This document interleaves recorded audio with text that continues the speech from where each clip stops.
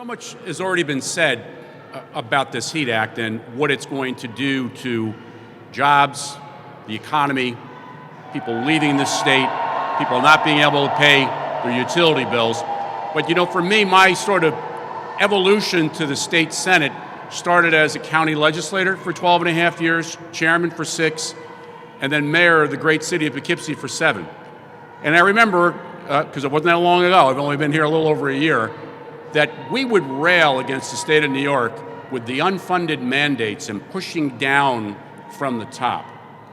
Now, I get to see that in real time. I get to see and hear and debate my colleagues on the other side of the aisle that believe this is the way to go, and we got to get there today.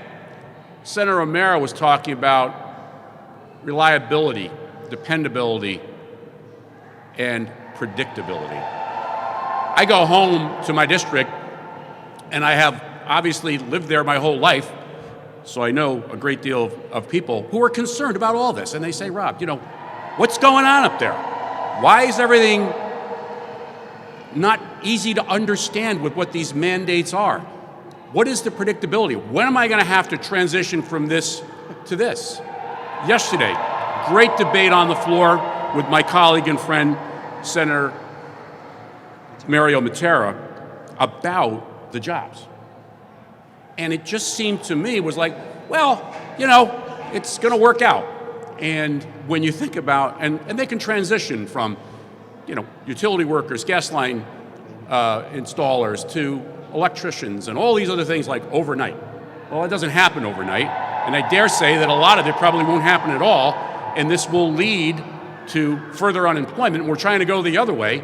And we've got great workers, great union workers, and as Mario said, non-union workers who are out there working every day.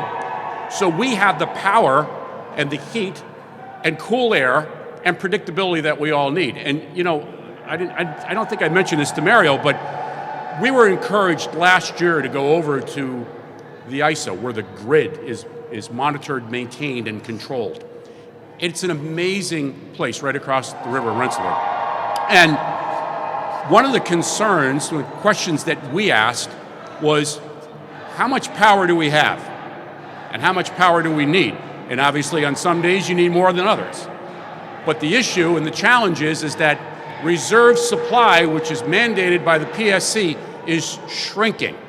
And as we eliminate sources, that's going to shrink even farther, just like jobs. And I've had individuals in those sectors and those services say, am I still going to have a job? And my answer is, if we have anything to do about it, you will.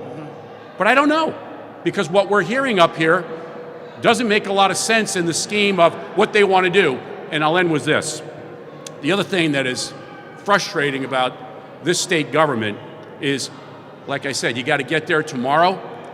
They pass regulations and laws, and then they find out, well, geez, we got to come back and we got to change something.